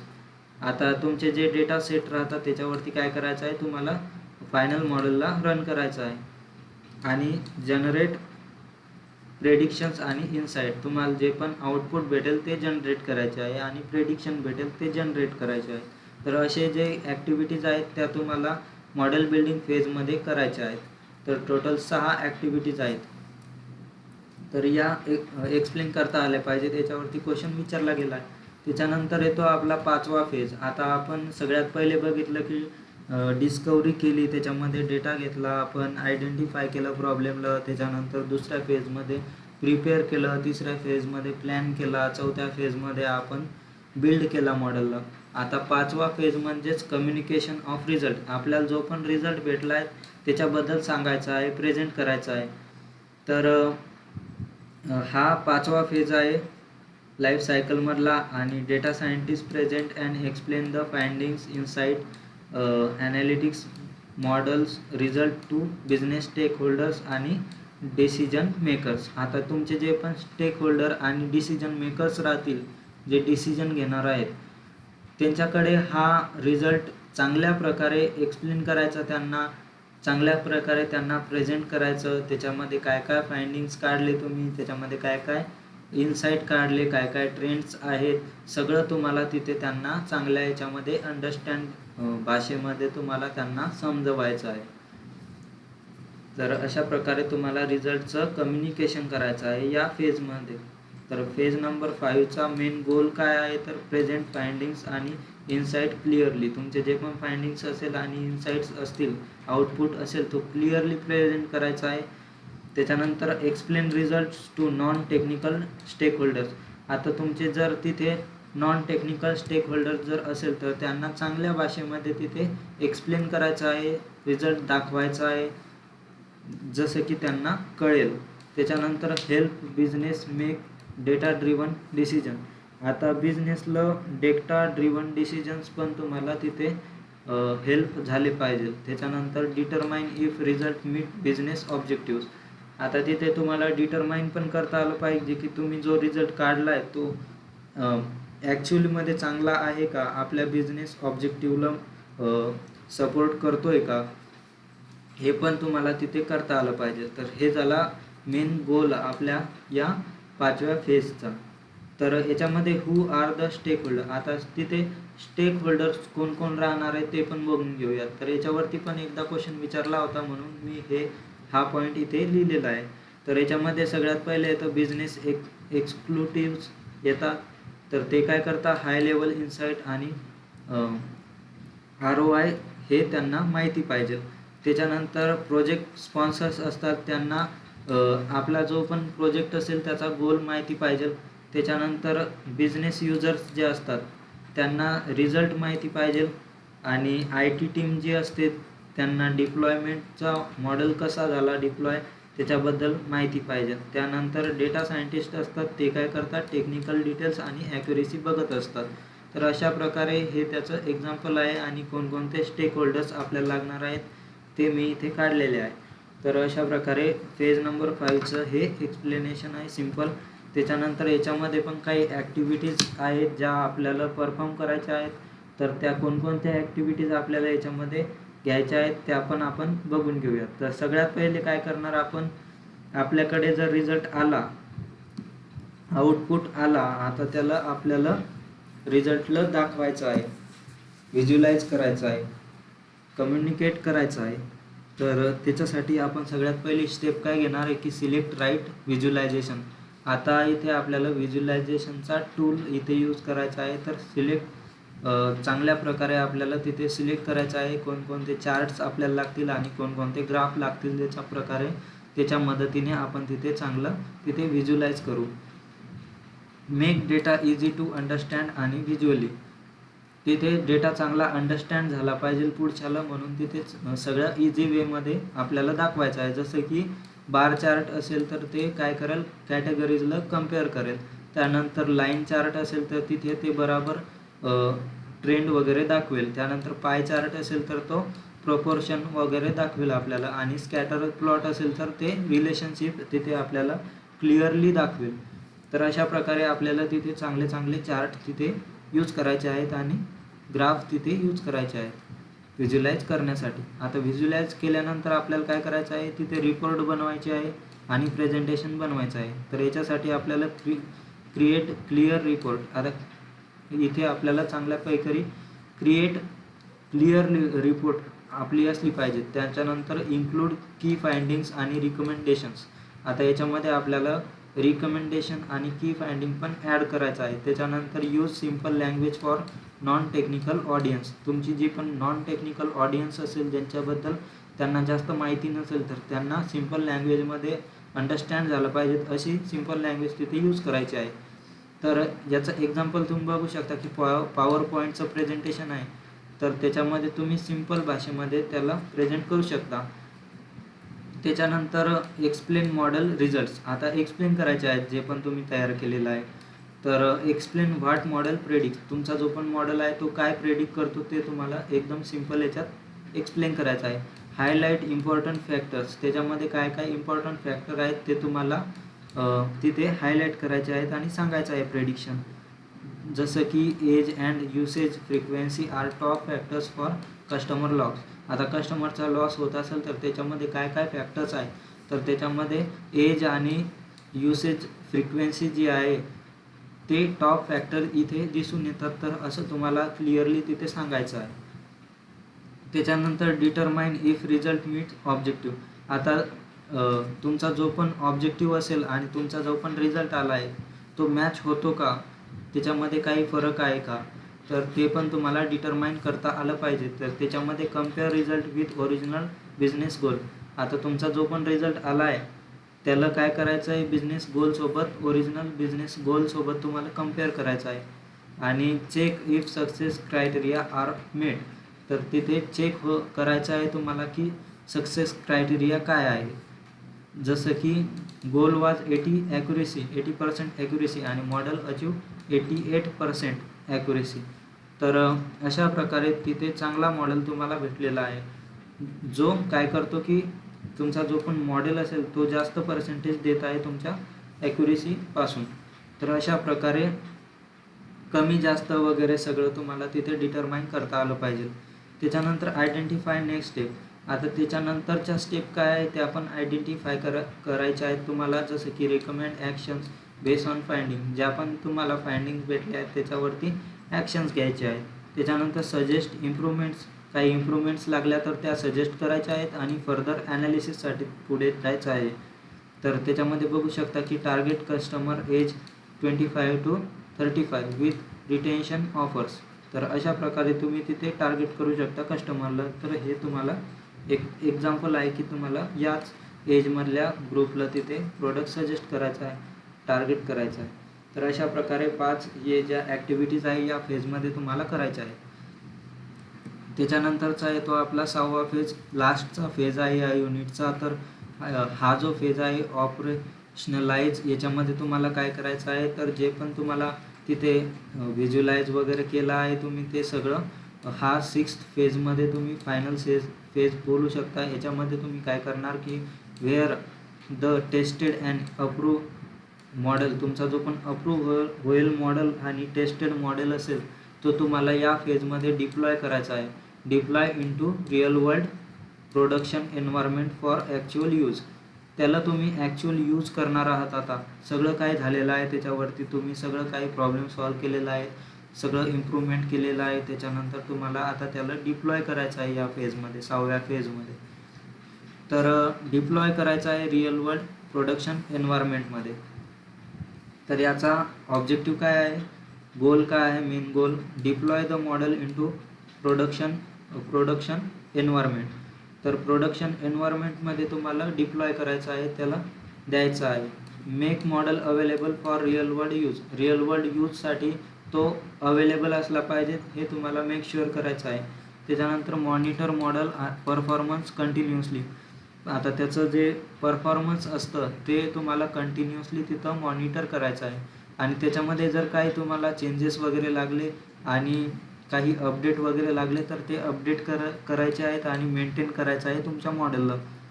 तर अशा प्रकारे हे त्याचं गोल आहे. त्याच्यानंतर येतं याच्यामध्ये 6व्या फेजच्या ज्या ॲक्टिव्हिटीज आहेत डिप्लॉय करण्यासाठी, त्या कोणकोणत्या ॲक्टिव्हिटीज आहेत त्या बघून घेऊयात वन बाय वन. तर सगळ्यात पहिले तुम्हाला डिप्लॉय द मॉडेल. आता मॉडेलला डिप्लॉय करायचं आहे म्हणजेच move model from sandbox to production. आता सँडबॉक्समध्ये काय होतं काय नाही ते आपण सगळं बघितलं. सायंटिस्ट वगैरे असतात ते एक्सपेरिमेंट करतात, डेटाला ट्रेन करतात, डेटावरती सगळे एक्सपेरिमेंट वगैरे करत असतात. आता सँडबॉक्समध्ये तुम्ही सगळं करून झाल्यानंतर तो जो डेटा वगैरे आहे तुमचा जो मॉडेल आहे तो तुम्हाला बाहेर काढायचा आहे आणि प्रोडक्शनला द्यायचा आहे. म्हणजेच तिथे अप्लाय करायचं आहे, त्याला इम्प्लिमेंट करायचं आहे, डिप्लॉय करायचं आहे. तर सँडबॉक्समधून तो प्रोडक्शनमध्ये तुम्ही मूव्ह करणार. त्यानंतर integrate model into existing business systems. तुमच्या ज्या पण बिझनेस सिस्टीम्स असेल त्यामध्ये तुम्हाला त्याला इंटिग्रेट करायचं आहे. जसं की integrate loss prediction model into CRM system. तर प्रेडिक्शन मॉडेल जे आहे तुमचं ते CRM सिस्टीममध्ये तुम्ही इंटिग्रेट करणार. त्यानंतर रन पायलट प्रोग्राम. आता याच्यामध्ये काय करायचं आहे तुम्हाला, deploy model on small scale first. आता तुमचा जर मॉडेल खूप मोठा असेल तर तुम्हाला फक्त त्याचा एखादा पार्ट हा डिप्लॉय करायचा आहे सगळ्यात पहिले.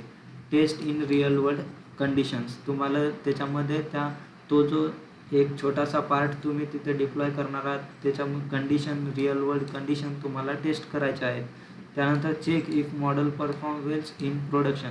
तिथे तुम्हाला चेक करायचा आहे तो बरोबर परफॉर्म करत आहे का. जसं की test loss model on one region before full roll out. तुम्ही सगळं काही तिथे डिप्लॉय करायच्या आधी एक छोटासा मॉडेल तिथे तुम्ही टाकला आहे, तिथे टेस्ट केला आहे, त्याच्यामध्ये काही लॉस आहे का तो सगळं चेक करतो. त्यानंतर फायनलाइज कोड आणि डॉक्युमेंटेशन. जर तो रन झाला आणि चांगला जर रन झाला फर्स्टवाला तर मगच तुम्ही फायनल कोड टाकणार. तिथे क्लीन असला पाहिजे आणि फायनलाइज द कोड. तिथे तुम्ही फायनल करणार की टाकायचं आहे का नाही. तर राईट टेक्निकल डॉक्युमेंटेशन, आणि तिथे तुम्ही टेक्निकल डॉक्युमेंटेशन जे असेल ते तुम्ही राईट करणार, तिथे देणार. तर त्याच्यामध्ये document how to use loss prediction dashboard. आता तिथे काय काय आहे ते सगळं तुम्ही डॉक्युमेंटमध्ये तुम्ही मेन्शन करणार.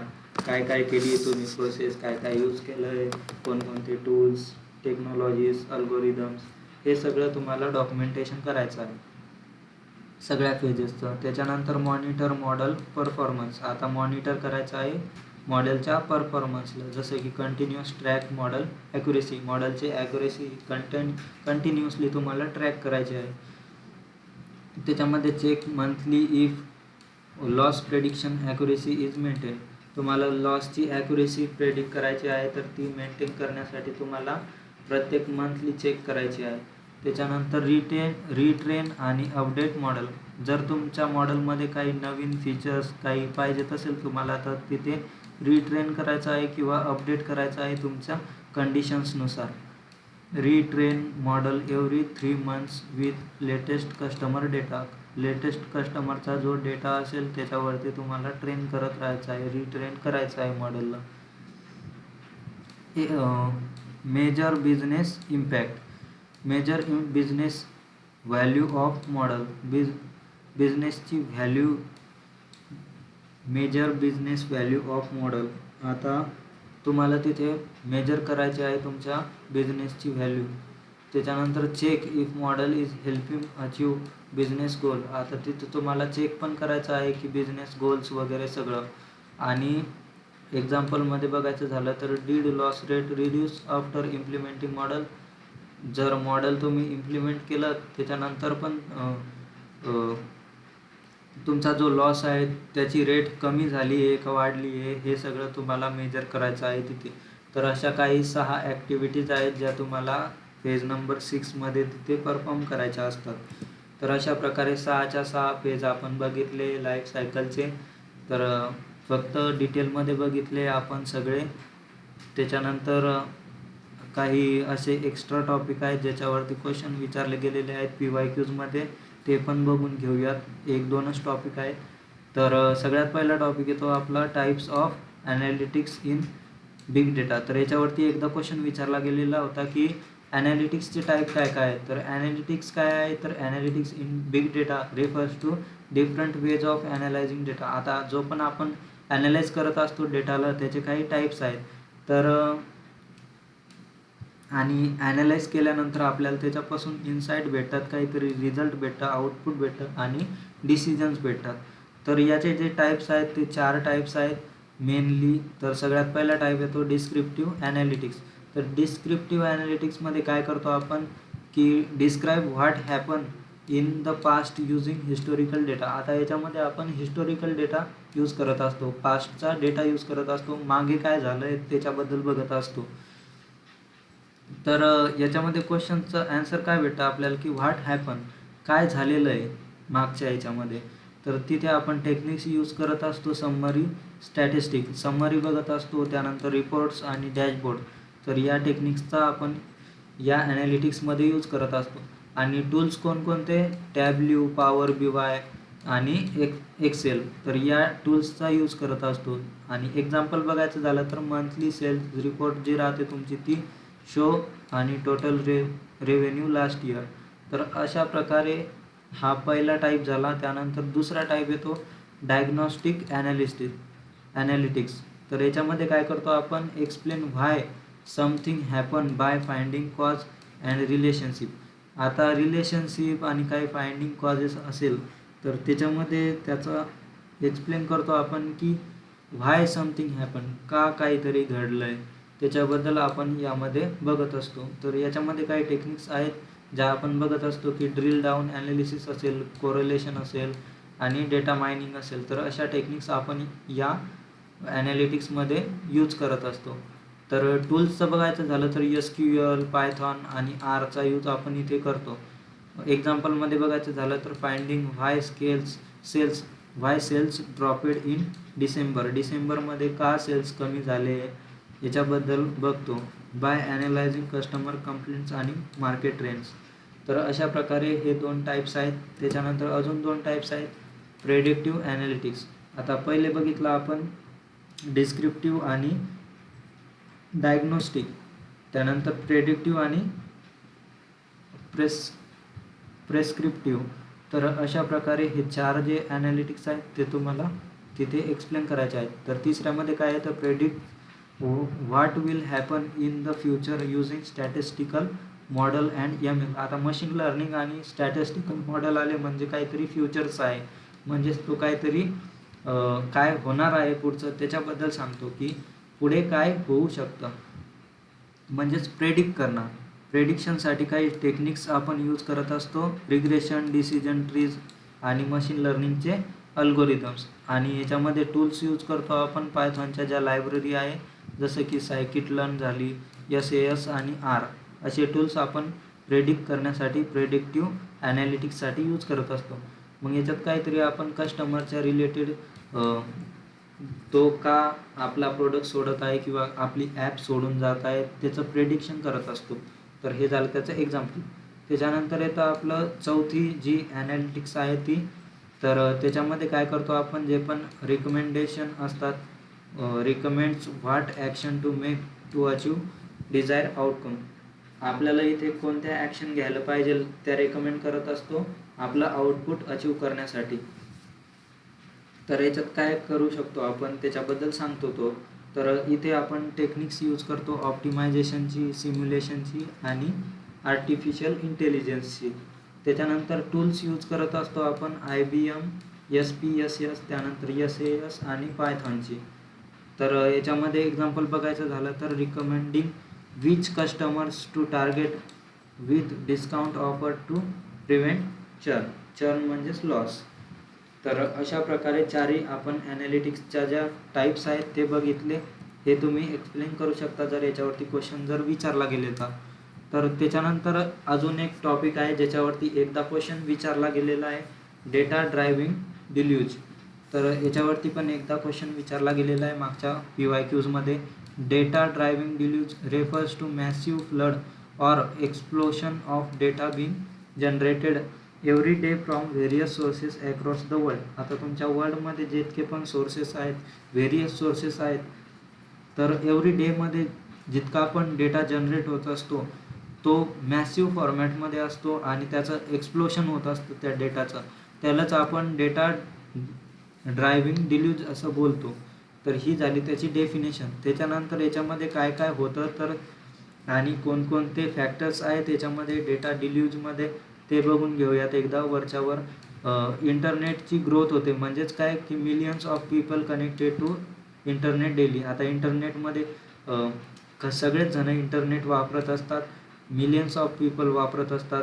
Every click, every search, visit generates data. आता तुम्ही जे पण क्लिक करता, सर्च करता, व्हिजिट करता एखाद्या साईटला, तर तिथे डेटा हा जनरेट होत असतो. तर millions of people use internet daily. तर पहिले झालं इंटरनेटची ग्रोथ होते. त्याच्यानंतर सोशल मीडिया एक्सप्लोशन. आता सोशल मीडियामध्ये पण तुम्ही बघू शकता की पोस्ट असतात, लाईक असतात, शेअर असतात, हे पर सेकंदला मिलियन्समध्ये वाढत असतात. तर एक्झाम्पलमध्ये बघू शकता की 500 मिलियन्स ट्विट्स पर डेला जनरेट होत असतात. त्यानंतर तिसरं बघायचं झालं तर तुमचे जे स्मार्टफोन रिव्होल्युशन राहतं, तर त्याच्यामध्ये पण तुम्ही बघू शकता की स्मार्टफोनचा यूज करताना लोकेशन, युजेस, त्यानंतर कम्युनिकेशनचा डेटा राहतो, जसं की कॉल, मेसेजेस वगैरे जे राहतात. तर त्याच्यामध्ये पण खूप सारा डेटा हा जनरेट होत असतो, मिलियन्स ऑफ डेटा. त्याच्यानंतर IoT डिव्हायसेस जे राहतात तुमचे smart devices continuously send data, जसं की स्मार्ट वॉचेस राहतात, होम ऑटोमेशन राहतं, इंडस्ट्रियल सेन्सर्स जे राहतात. तर हे जे डिव्हायसेस राहतात IoTचे, याच्यामध्ये पण खूप सारा डेटा हा जनरेट होत असतो. त्याच्यानंतर क्लाउड कम्प्युटिंगमध्ये पण स्टोरेजचे डिव्हायसेस असतात तुमचे, जे स्टोअर करत असतात डेटाला. तर त्याच्यामध्ये पण खूप सारा डेटा हा सेव्ह होत असतो, जसं की AWS झालं, गुगल क्लाउड झालं. अशा प्रकारे खूप सारा डेटा हा याच्यामध्ये स्टोअर होत असतो. त्यानंतर ई-कॉमर्स ग्रोथ पण, याच्यामध्ये पण ट्रान्झॅक्शन वगैरे जे राहतात तुमचे, पेमेंट्स वगैरे, क्लिक, त्यानंतर परचेस जनरेट फ्रॉम डेटा. तर याच्यामध्ये पण डेटा हा जनरेट होत असतो. आणि याच्यामध्ये एक्झाम्पल बघायचं झालं तर तुमचं जे ॲमेझॉन असतं ते पण खूप सारे ऑर्डर्स घेत असतं डेली बेसिसवरती. तर अशा प्रकारे डेटा ड्रायव्हिंग डेली यूजमध्ये तुम्ही हा कन्सेप्ट लिहू शकता आणि हे फॅक्टर्स लिहू शकतात. तर अशा प्रकारे हे झालं युनिट नंबर 3. आणि त्याच्यामध्ये अजून एक कन्सेप्ट आहे बिझनेस इंटेलिजन्स आणि डेटा सायन्स. याचा डिफरन्स एका क्वेश्चन पेपरमध्ये विचारला होता, तर हे पण एकदा बघून घेऊयात.